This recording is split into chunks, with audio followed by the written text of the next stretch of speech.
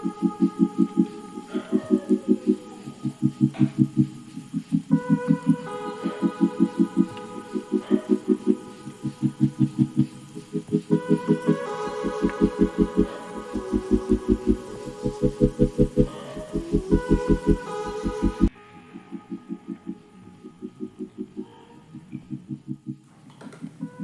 Friends, ಇವತ್ತು ನಾಟಿ ಸ್ಟೈಲಲ್ಲಿ ಚಿಕನ್ ಸಾಂಬಾರ್ನ ಹೇಗೆ ಮಾಡೋದು ಅಂತ ಹೇಳ್ಕೊಡ್ತಾ ಇದ್ದೀನಿ. ತುಂಬ ಟೇಸ್ಟಿಯಾಗಿರುತ್ತೆ. ನೀವು ಒಂದ್ಸರಿ ಟ್ರೈ ಮಾಡಿ, ಟೇಸ್ಟ್ ಮಾಡಿ. ಒಂದು ಬಾಣಲಿನ ಬಿಸಿಗೆ ಇಟ್ಕೊತಾ ಇದ್ದೀನಿ.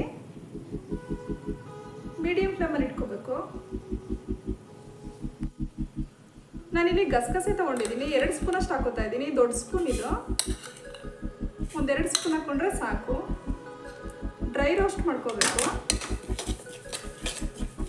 ಸ್ವಲ್ಪ ಚಟಪಟ ಅನ್ನೋ ತನಕ ಫ್ರೈ ಮಾಡ್ಕೊಂಡ್ರೆ ಸಾಕು. ತಿರುಗಿಸ್ಕೊತಾನೆ ಇರಬೇಕು, ಇಲ್ಲಾಂದರೆ ಸೀದಂಗೆ ಆಗ್ಬಿಡುತ್ತೆ. ಸಾಕು, ಇಷ್ಟು ಫ್ರೈ ಮಾಡಿಕೊಂಡ್ರೆ ನೋಡಿ ಚಟಪಟ ಅಂತ ಇದೆ. ಇವಾಗ ಸ್ಟವ್ ಆಫ್ ಮಾಡ್ಕೊತಾ ಇದ್ದೀನಿ. ಒಂದು ಪ್ಲೇಟ್ ಹಾಕೋಬೇಕು.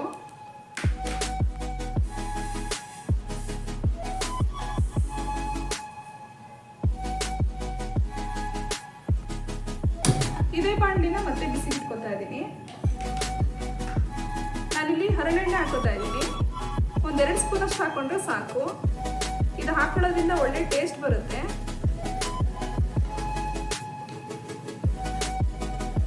ಇವಾಗ ಸನ್ಪ್ಯೂರ್ ಆಯಿಲ್ ಹಾಕೋತಾ ಇದ್ದೀನಿ. ಒಂದು ಅರ್ಧ ಸೌಟಷ್ಟು ಹಾಕೊಂಡ್ರೆ ಸಾಕು. ಎಣ್ಣೆ ಕಾಯಬೇಕು. ನೋಡಿ, ಎಣ್ಣೆ ಕಾಯ್ತಾ ಇದೆ. ಇವಾಗ ಈರುಳ್ಳಿ ಹಾಕೋತಾ ಇದ್ದೀನಿ. 1/4 kg ಅಷ್ಟು ಈರುಳ್ಳಿ ತೊಗೊಂಡಿದ್ದೀನಿ. ತೆಳುಗೆ ಹೆಚ್ಚಿಟ್ಕೊಂಡಿದ್ದೀನಿ.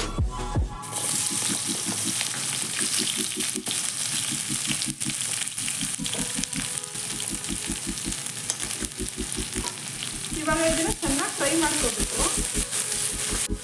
ಫ್ಲೇಮ್ನ ನಾನಿಲ್ಲಿ ಹೈ ಫ್ಲೇಮೇ ಇಟ್ಕೊಂಡಿದ್ದೀನಿ. ಹೈ ಫ್ಲೇಮ್ ಇಟ್ಕೊಂಡಷ್ಟು ಈರುಳ್ಳಿ ಬೇಗ ಫ್ರೈ ಆಗುತ್ತೆ.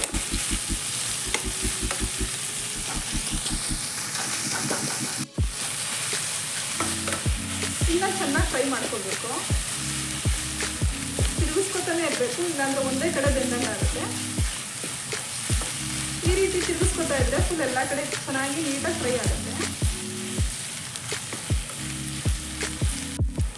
ಈರುಳ್ಳಿನ ಡೀಪಾಗಿ ಫ್ರೈ ಮಾಡ್ಕೊಂಡಷ್ಟು ಸಾಂಬಾರು ತುಂಬ ಚೆನ್ನಾಗಿ ಬರುತ್ತೆ. ಇಲ್ಲಾಂದರೆ ಸ್ವೀಟ್ ಥರ ಆಗಿಬಿಡುತ್ತೆ ಸಾಂಬಾರು. ಚೆನ್ನಾಗಿ ಫ್ರೈ ಮಾಡ್ಕೋಬೇಕು. ಕೈ ಎಣ್ಣೆ ಹಾಕೊಂಡ್ರೆ ನೋಡಿ ಈ ರೀತಿ ನೊರೆ ಥರ ಬರುತ್ತೆ ಫ್ರೈ ಮಾಡ್ಕೋಬೇಕಾದ್ರೆ. ಟೇಸ್ಟ್ ಅಂತೂ ತುಂಬ ಚೆನ್ನಾಗಿ ಬರುತ್ತೆ. ನಾಟಿ ಸ್ಟೈಲಲ್ಲಿ ಚಿಕನ್ ಸಾಂಬಾರು ಹೇಗೆ ಮಾಡಿರ್ತೀವೋ ಆ ಥರ ಬರುತ್ತೆ. ಕೈ ಎಣ್ಣೆ ಹಾಕೋಬೇಕು. ಚಿಕನ್ ಸ್ವಲ್ಪ ಹೀಟ್ ಇರೋದ್ರಿಂದ ಕೈ ಎಣ್ಣೆ ಹಾಕೊಳ್ಳೋದ್ರಿಂದ ಬ್ಯಾಲೆನ್ಸ್ ಆಗುತ್ತೆ.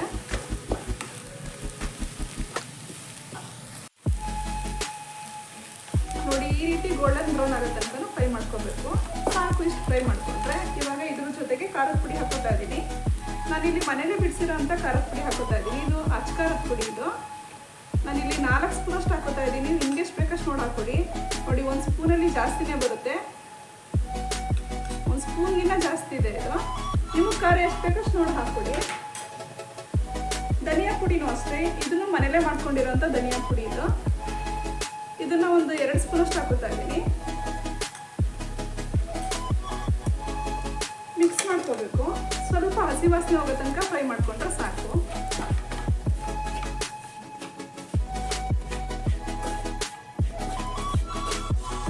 ಸಾಕಿಷ್ಟು ಮಿಕ್ಸ್ ಮಾಡಿಕೊಂಡ್ರೆ ಇವಾಗ ಸ್ಟವ್ ಆಫ್ ಮಾಡ್ಕೊತಾ ಇದ್ದೀನಿ.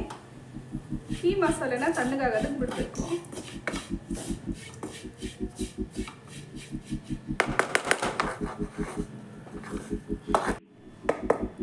ಇವಾಗ ತಣ್ಣಗಾಗಿದೆ. ಮಸಾಲೆ ಹಾಕೋತಾ ಇದ್ದೀನಿ.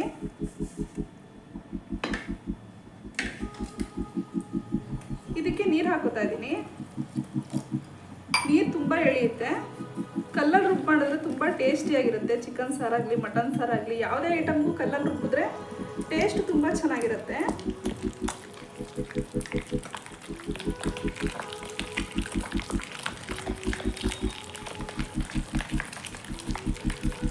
ನೀರು ಎಷ್ಟು ಬೇಕಷ್ಟು ನೋಡಿ ಹಾಕೋಬೋದು. ತೀರಾ ತೆಳುವಾದರೆ ಕಣ್ಣಗಾರುತ್ತೆ. ನೋಡಿ ಹಾಕೋಬೇಕು.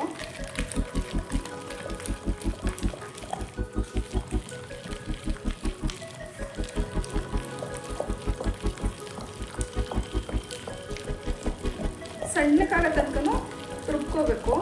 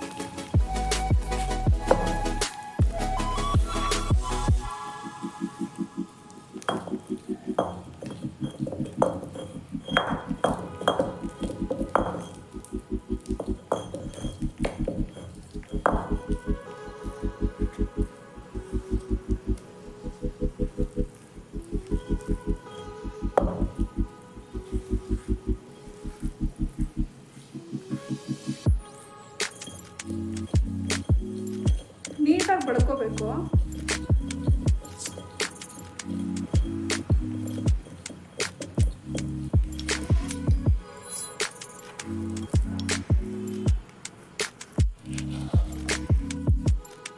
ಈ ರೀತಿ ಸಣ್ಣಗೆ ರುಬ್ಬಿಟ್ಕೊಂಡಿದ್ದೀನಿ.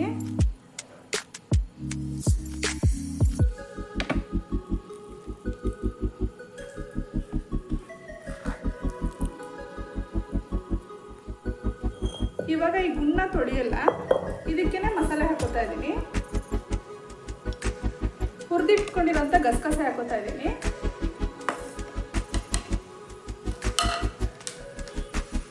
ಕೊತ್ತಂಬರಿ ಸೊಪ್ಪು ಒಂದು ಸ್ವಲ್ಪ ಹಾಕೋತಾ ಇದ್ದೀನಿ. ಒಂದು 4 ಎಳೆಯಷ್ಟು ಕೊತ್ತಂಬರಿ ಸೊಪ್ಪು ಹಾಕೊಂಡ್ರೆ ಸಾಕು.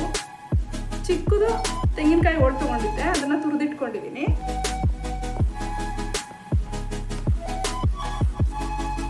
ನಾಲ್ಕು ಏಲಕ್ಕಿ, ಒಂದು 4 ಲವಂಗ ತೊಗೊಂಡಿದ್ದೀನಿ. 1 ಇಂಚಷ್ಟು ಚಕ್ಕೆ ಸ್ವಲ್ಪ ಹಾಕೋಬೇಕು, ಜಾಸ್ತಿ ಹಾಕೋಬಾರ್ದು. ಟೊಮೊಟೊನ ಆಮೇಲೆ ಹಾಕೋಬೇಕು, ಇವಾಗಲೇ ಹಾಕೋಬಾರ್ದು. ಹುರ್ಗಡ್ಲೆ ಹಾಕೋತಾ ಇದ್ದೀನಿ. 1 ಇಡಿಯಷ್ಟು ಹಾಕೊಂಡ್ರೆ ಸಾಕು, 1 ಮುಷ್ಟಿಯಷ್ಟು ಹಾಕೊಂಡ್ರೆ ಸಾಕು. ಸ್ವಲ್ಪ ನೀರು ಹಾಕ್ಕೊಂಡು ಸಣ್ಣಗೆ ರುಬ್ಕೋಬೇಕು.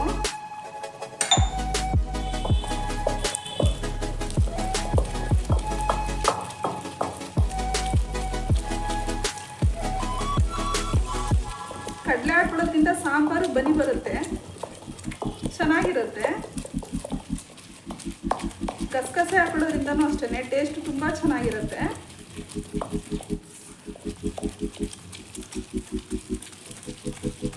ಅದರಲ್ಲೂ ಕಲ್ಲಲ್ಲಿ ರುಬ್ಬಿ ಮಾಡಿದ್ರೆ ತುಂಬ ಚೆನ್ನಾಗಿರುತ್ತೆ.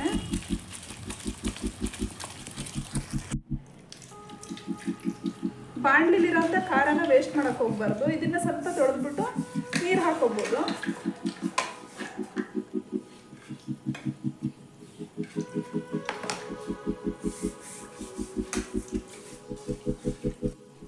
ನೋಡಿ ಎಷ್ಟು ಖಾರ ಮಸಾಲೆ ಇದೆ, ಇದನ್ನೇ ಹಾಕೋತಾ ಇದ್ದೀನಿ.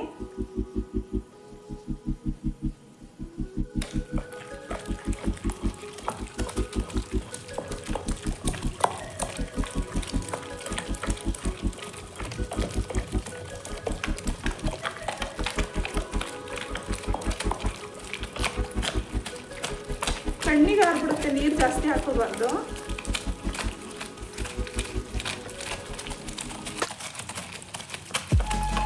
ನಾನಿಲ್ಲಿ ಶುಂಠಿ ಬೆಳ್ಳುಳ್ಳಿ ಏನು ಯೂಸ್ ಮಾಡ್ತಾ ಇಲ್ಲ, ಬರೀ ಚಕ್ಕೆ ಲವಂಗ ಗಸಗಸೆ ಕಡಲೆ ಎಲ್ಲ ಹಾಕಿ ಮಾಡ್ತಾ ಇದ್ದೀನಿ. ತುಂಬ ಚೆನ್ನಾಗಿರುತ್ತೆ.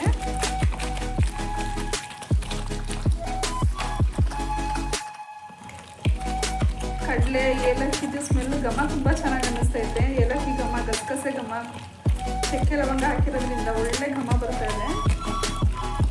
ಸಣ್ಣ ರುಬ್ಕೋಬೇಕು, ಎಷ್ಟು ಸಾಧ್ಯ ಆಗುತ್ತೋ ಅಷ್ಟು ಸಣ್ಣ ರುಬ್ಕೊಂಡ್ರೆ ಸಾಂಬಾರು ತುಂಬ ಚೆನ್ನಾಗಿ ಬರುತ್ತೆ.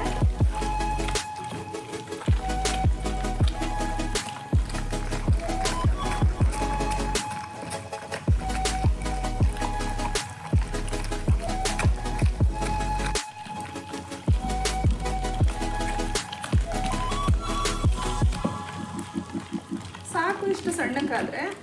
ಇವಾಗ ಟೊಮೊಟೊ ಹಾಕೋತಾ ಇದ್ದೀನಿ. ನಾನಿಲ್ಲಿ ಅರ್ಧ ಟೊಮೊಟೊ ತೊಗೊಂಡಿದ್ದೀನಿ, 1 ತೊಗೊಂಡಿಲ್ಲ. ಇವಾಗ ಹಾಕೊಂಡು ಸಣ್ಣಕ್ಕೆ ರುಬ್ಕೋಬೇಕು. ಫಸ್ಟೇ ಟೊಮೊಟೊ ಹಾಕ್ಕೊಂಡ್ರೆ ಸಣ್ಣಕ್ಕಾಗಲ್ಲ ಬೇಗ ಅಂತ ಲಾಸ್ಟಲ್ಲಿ ಹಾಕೋತಾ ಇದ್ದೀನಿ.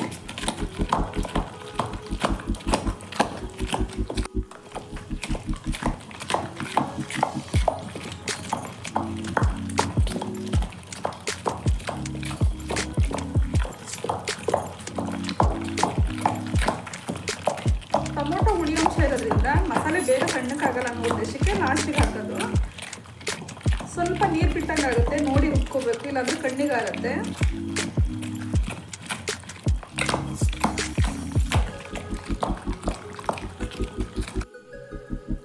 ನೋಡಿ ಈ ರೀತಿ ಸಣ್ಣಕ್ಕೆ ರುಬ್ಕೊಂಡಿದ್ದೀನಿ.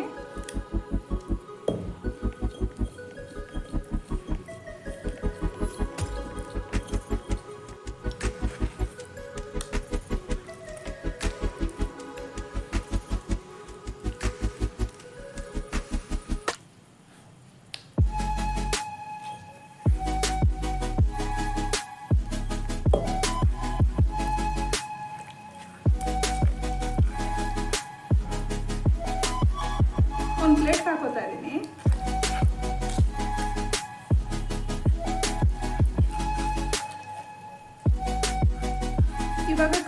ಹಾಕಿ ನೀಟಾಗಿ ತೊಳ್ಕೊಬೇಕು.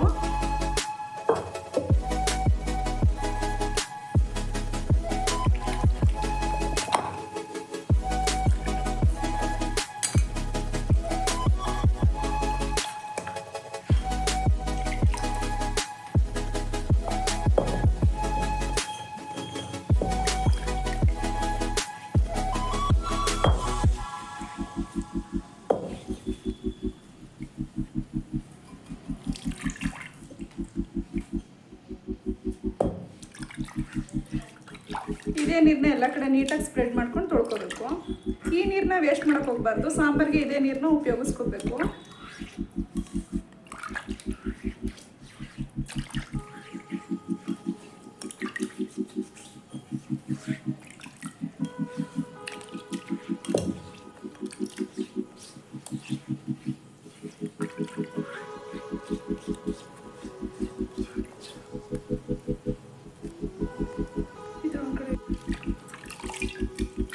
ಇದೇ ಬಾಣಲಿಗೆ ನೀರು ಹಾಕೋತಾ ಇದ್ದೀನಿ.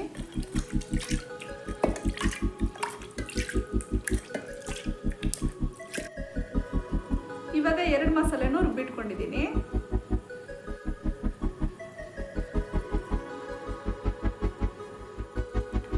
ಒಂದು ಪಾತ್ರೆನ ಬಿಸಿಗಿಟ್ಕೊಂಡಿದ್ದೀನಿ. 1 ಸೌಟಷ್ಟು ಎಣ್ಣೆ ಹಾಕೋತಾ ಇದ್ದೀನಿ. ಎಣ್ಣೆ ಸ್ವಲ್ಪ ಬಿಸಿ ಆಗಬೇಕು. 1 ಹಿಡಿಯಷ್ಟು ಈರುಳ್ಳಿ ಹಾಕೋತಾ ಇದ್ದೀನಿ.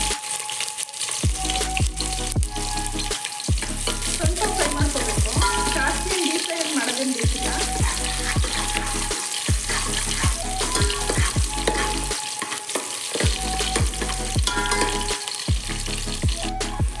ಸಾಕು ಫ್ರೈ ಮಾಡ್ಕೊಂಡ್ರೆ ಇವಾಗ ಚಿಕನ್ ಹಾಕೋತಾ ಇದ್ದೀನಿ. ನಾನಿಲ್ಲಿ 1/4 kg ಚಿಕನ್ ತೊಗೊಂಡಿದ್ದೀನಿ. ನೀಟಾಗಿ ತೊಳೆದಿಟ್ಕೊಂಡಿದ್ದೀನಿ. ನೀರನ್ನ ಸೋರ್ಸ್ ಹಾಕೋಬೇಕು. ಅರಿಶಿನ ಪುಡಿ ಹಾಕೋತಾ ಇದ್ದೀನಿ. 6 ಸ್ಪೂನಲ್ಲಿ ಒಂದು 1/2 ಸ್ಪೂನಷ್ಟು ಅರಿಶಿನ ಪುಡಿ ಹಾಕೋತಾ ಇದ್ದೀನಿ. ರುಚಿಗೆ ತಕ್ಕಷ್ಟು ಉಪ್ಪನ್ನ ಈಗಲೇ ಹಾಕೋತಾ ಇದ್ದೀನಿ. ನಾನಿಲ್ಲಿ ಕಲ್ಲುಪ್ಪು ಹಾಕೋತಾ ಇದ್ದೀನಿ.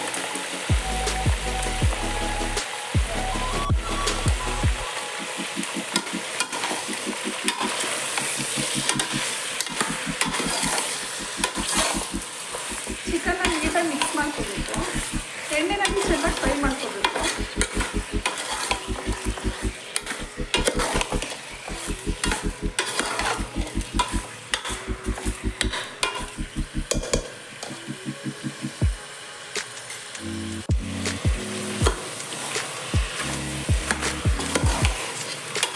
ಮಧ್ಯೆ ಮಧ್ಯೆ ತಿರುಗಿಸ್ಕೊತಾ ಇರಬೇಕು.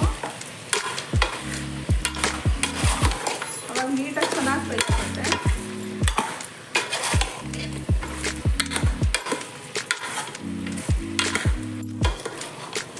ನೋಡಿ ಚಿಕನ್ ಬೇಯ್ತಾ ಇದ್ದಂಗೆ ನೀರು ಎಷ್ಟೊಂದು ಬಿಟ್ಟಿದೆ ಅಂತ. ಈ ನೀರು ಕಂಪ್ಲೀಟಾಗಿ ಸುಂದ ತನಕ ಫ್ರೈ ಮಾಡ್ಕೋಬೇಕು. ಆವಾಗ ಚಿಕನ್ ಸಾಂಬಾರು ತುಂಬ ಟೇಸ್ಟಿಯಾಗಿ ಬರುತ್ತೆ. ನೋಡಿ ನೀಟಾಗಿ ನೀರೆಲ್ಲ ಸುಂಡಿದೆ, ಎಣ್ಣೆ ಬಿಟ್ಟಿದೆ. ಈ ರೀತಿ ಆಗಬೇಕು.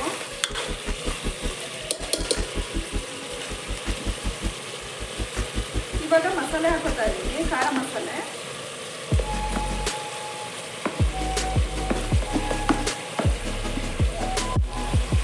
ಮಿಕ್ಸ್ ಮಾಡ್ಕೋಬೇಕು.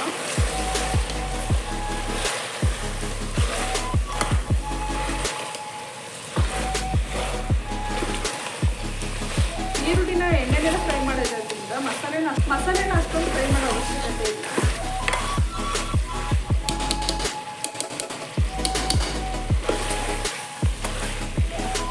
ಚಿಕನ್ಗೆ ಹೊಂದ್ಕೊಳ್ಳೋಷ್ಟು ನೀಟಾಗಿ ಫ್ರೈ ಮಾಡ್ಕೊಂಡ್ರೆ ಸಾಕು.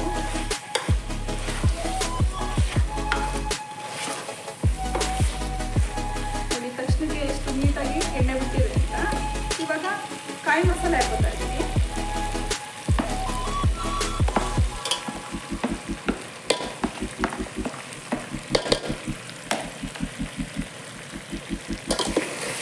ಕಾಯಿ ಮಸಾಲೆ ಸ್ವಲ್ಪ ಹಸಿ ವಾಸನೆ ಹೋಗೋ ತನಕ ಫ್ರೈ ಮಾಡ್ಕೋಬೇಕು.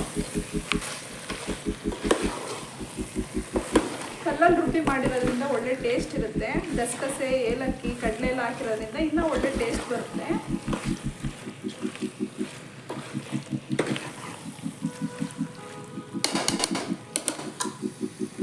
ಮಧ್ಯೆ ಮಧ್ಯೆ ತಿರುಗಿಸ್ಕೊತಾ ಇರಬೇಕು, ಇಲ್ಲಾಂದ್ರೆ ತಡ ಹಿಡ್ದಂಗೆ ಆಗುತ್ತೆ.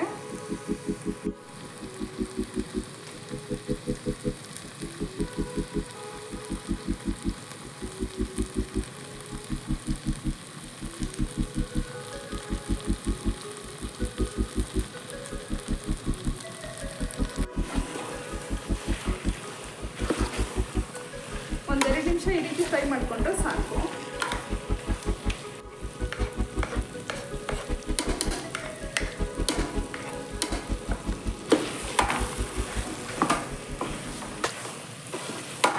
ಸಾಕು ಇಷ್ಟು ಫ್ರೈ ಮಾಡಿಕೊಂಡ್ರೆ ಇವಾಗ ನೀರು ಹಾಕೋತಾ ಇದ್ದೀನಿ.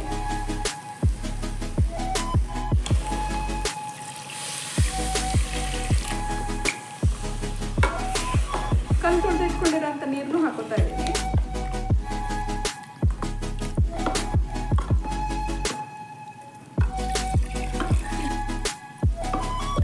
ಈ ನೀರನ್ನ ವೇಸ್ಟ್ ಮಾಡೋಕೆ ಹೋಗ್ಬಾರ್ದು. ಈ ನೀರಲ್ಲೇ ಒಳ್ಳೆ ಟೇಸ್ಟ್ ಇರುತ್ತೆ. ಸಾಂಬಾರಿಗೆ ಎಷ್ಟು ಬೇಕೋ ಅಷ್ಟು ನೋಡಿ ನೀರು ಹಾಕೊಳ್ಳಿ. ಗಟ್ಟಿ ಎಷ್ಟು ಬೇಕೋ ಅಷ್ಟು ನೋಡಿ ನೀರು ಹಾಕೋಬೇಕು. ನಾನು ಇನ್ನೊಂದು ಸ್ವಲ್ಪ ನೀರು ಹಾಕೋತಾ ಇದ್ದೀನಿ.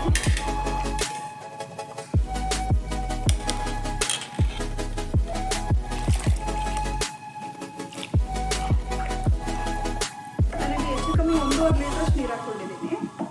ಒಂದು 10 ನಿಮಿಷ ಚೆನ್ನಾಗಿ ಕುದಿಯೋದಕ್ಕೆ ಬಿಡಬೇಕು.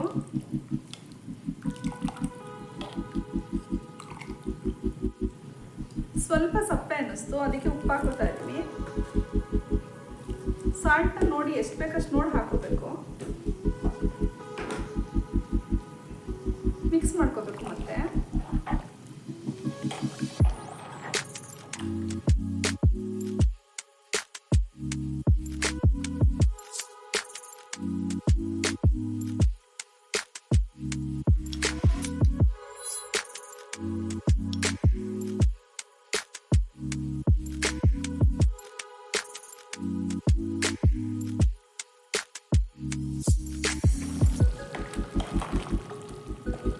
ಇನ್ನೊಂದು 2 ನಿಮಿಷ ಬೇಯಿಸ್ಕೊಂಡ್ರೆ ಸಾಕು.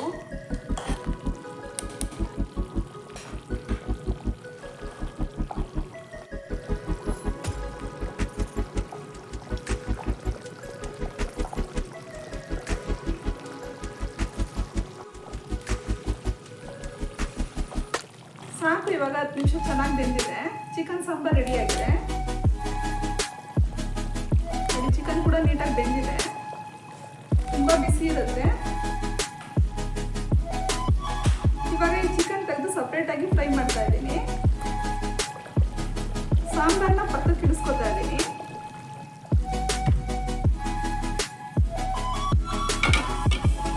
ಒಂದು ಬಾಣಲಿ ಇಟ್ಕೊತಾ ಇದ್ದೀನಿ. ಬಾಣಲಿ ಬಿಸಿ ಆಗಬೇಕು. ಬಾಣಲಿ ಬಿಸಿ ಆಗಿದೆ. ಒಂದು ಸ್ವಲ್ಪ ಎಣ್ಣೆ ಹಾಕೋತಾ ಇದ್ದೀನಿ. ಎಣ್ಣೆ ಬಿಸಿ ಆಗಬೇಕು. ಎಣ್ಣೆ ಕಾಲಿದೆ. ಇವಾಗ ಈರುಳ್ಳಿ ಹಾಕೋತಾ ಇದ್ದೀನಿ. ಇದು ಮೀಡಿಯಂ ಸೈಜಲ್ಲಿ 2 ಈರುಳ್ಳಿನ ತೆಳುಗೆ ಹೆಚ್ಚಿಟ್ಕೊಂಡಿದ್ದೀನಿ.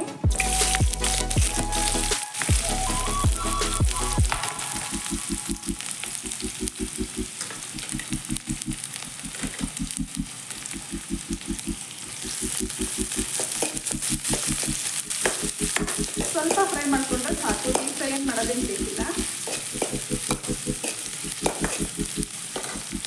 ಫ್ಲೇಮ್ನ ಹೈ ಮಾಡ್ಕೋತಾ ಇದ್ದೀನಿ.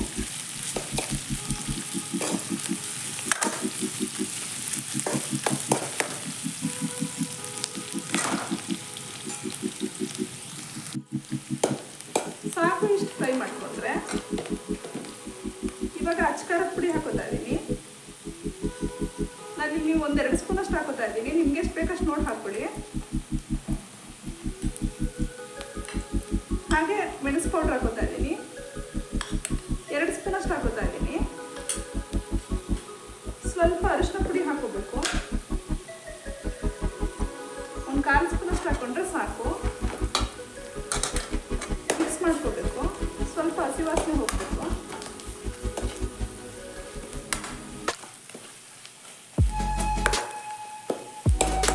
ಒಂದು 2 ಸೆಕೆಂಡ್ ಹಿಂಗೆ ತಿರುಗಿಸ್ಕೊಂಡ್ರೆ ಸಾಕು. ಸಾಕು ಇಷ್ಟ ಆದರೆ ಇವಾಗ ಚಿಕನ್ ಹಾಕೋತಾ ಇದ್ದೀನಿ.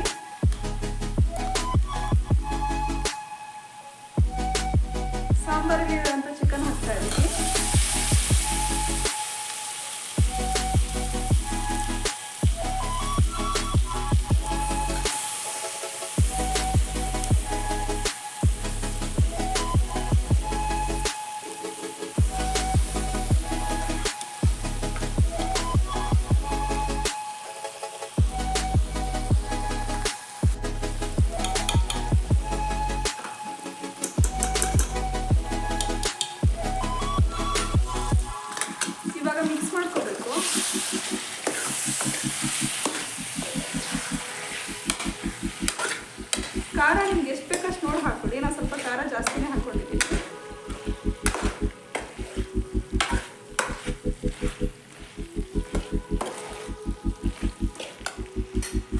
4 ಸೌಟಷ್ಟು ಸಾಂಬಾರು ಹಾಕೋತಾ ಇದ್ದೀನಿ ಗ್ರೇವಿಗೋಸ್ಕರ.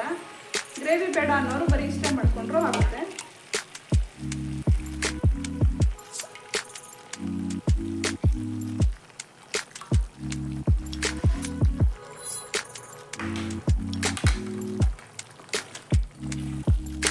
ಒಂದೆರಡು ನಿಮಿಷ ಚೆನ್ನಾಗಿ ಫ್ರೈ ಮಾಡ್ಕೋಬೇಕು. ಸ್ವಲ್ಪ ಸಾಲ್ಟ್ ಹಾಕೋತಾ ಇದ್ದೀನಿ.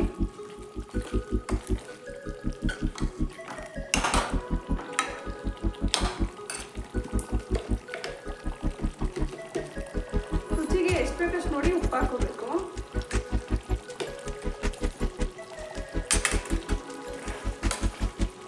ಮತ್ತೆ ಮಿಕ್ಸ್ ಮಾಡ್ಕೋಬೇಕು.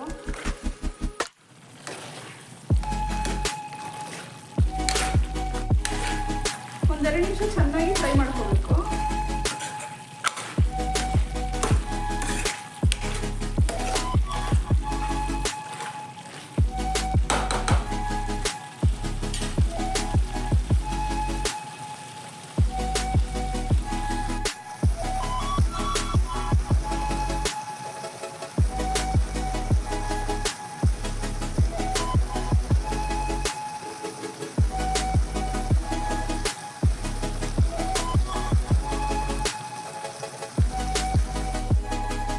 ಸಾಕು, ಇವಾಗ ನೀಟಾಗಿ ಫ್ರೈ ಆಗಿದೆ. ಕೊತ್ತಂಬರಿ ಸೊಪ್ಪು ಹಾಕೋತಾ ಇದ್ದೀನಿ ಲಾಸ್ಟಲ್ಲಿ.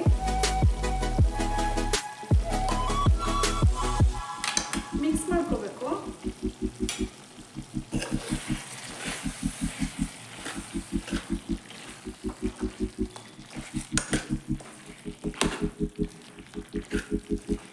ಎಣ್ಣೆ ಬಿಡೋ ತನಕ ಫ್ರೈ ಮಾಡ್ಕೊಂಡ್ರೆ ಒಳ್ಳೆ ಟೇಸ್ಟ್ ಇರುತ್ತೆ ತಿನ್ನೋದಕ್ಕೆ.